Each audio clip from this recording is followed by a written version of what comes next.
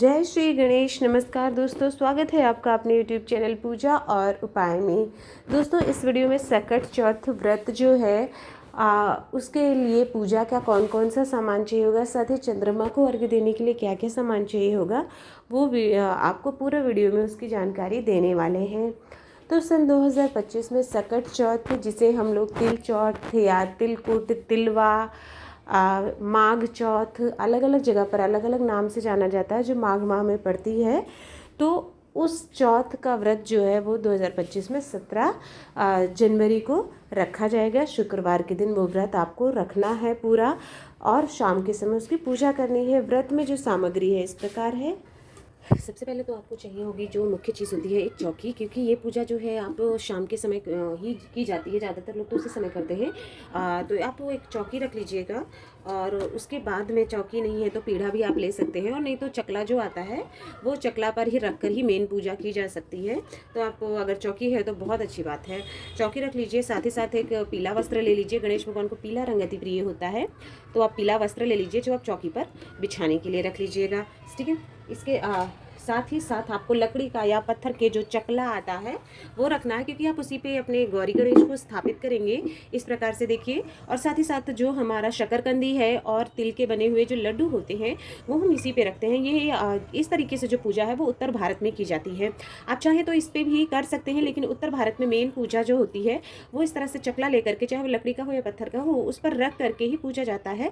तो इसलिए मैंने आपको चकला भी दिखा दिया है कि हो सके तो आप चकला जो है वो जिसमें रोटी बनाते हैं वो ज़रूर रखिएगा पूजा में, चौकी के साथ साथ में। और चौकी अगर नहीं भी है तो भी चलेगा, पर ये अगर हो तो फिर ज़्यादा सही रहेगा। अब आ जाते हैं प्रमुख पूजा सामग्री जो होती है। तो हमको गणेश भगवान की कोई आपके पास छोटी सी मूर्ति हो, तो इस तरह से देखिए, तो आप उसको ले लीजिएगा, गणेश भगवान की मूर्ति को। नहीं है तो कोई बात नहीं, क्योंकि हम जो है सुपारी को भी गणेश के रूप में स्थापित करते हैं। तो इस तरह से आपको गणेश भगवान की छोटी सी मूर्ति है, फोटो है तो आप रख सकते हैं, वो आपके ऊपर डिपेंड करता है। अगली चीज़ जो होती है वो गौरी गणेश की पूजा ज़रूर करनी चाहिए हमको।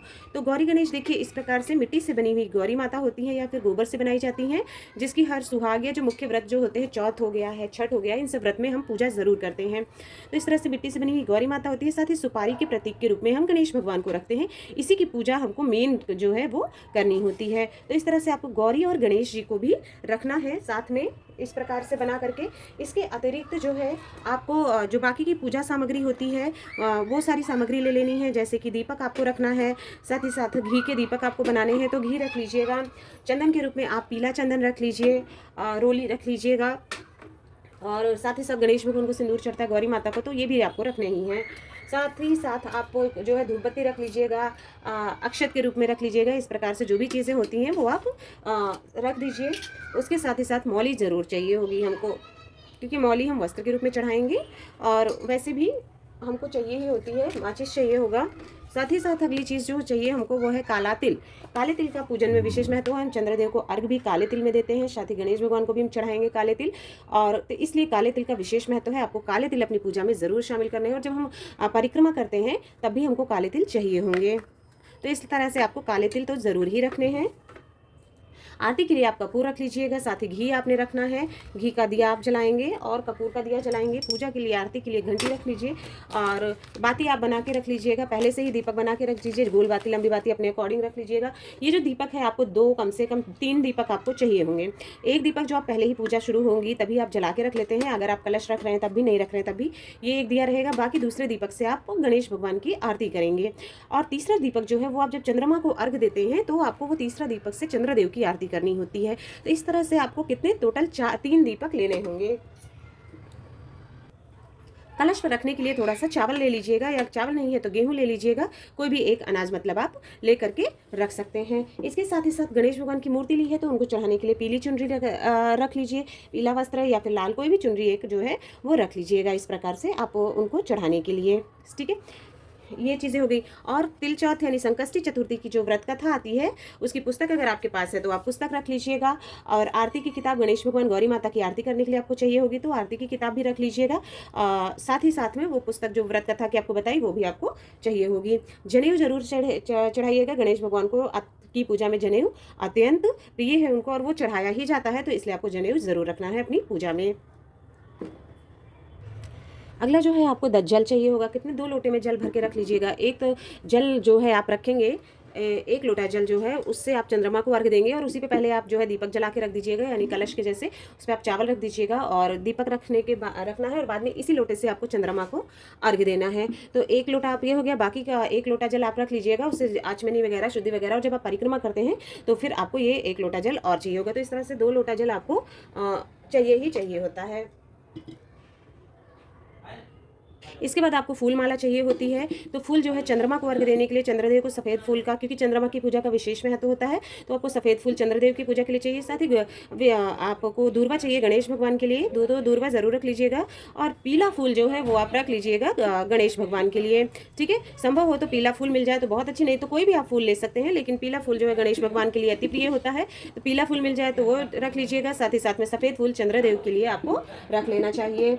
ये हो गया। अब आते हैं अगली जो मुख्य आप भोग गणेश भगवान को लगाएंगे, जो जिसके बिना आपकी पूजा अधूरी रहती है, वो है शकरकंदी और साथ ही साथ में तिल के लड्डू। शकरकंदी देखिए आप बहुत जगह पर उबाल के चढ़ाई जाती है, बहुत जगह कच्ची चढ़ाई जाती है, तो आप अपने बड़े बुजुर्गों से पूछ लें कि कैसी शकरकंदी चढ़ानी है, ठीक है। इस तरह से आपको कच्ची शकरकंदी रखी है और ये है शकरकंदी। शकरकंदी देखिए कहीं कहीं पर उबली हुई चढ़ाई जाती है और कहीं कहीं पर ऐसे कच्ची चढ़ाई जाती है, तो आप अपने बुजुर्गों से पता कर सकते हैं कि शकरकंदी को इसी तरह से कच्चा रखना है या तो फिर जो है उसको उबाल करके चढ़ाना है, ठीक है। आप जैसे भी चाहें इसको चढ़ा सकते हैं, जैसा आपके यहाँ पर होता होगा।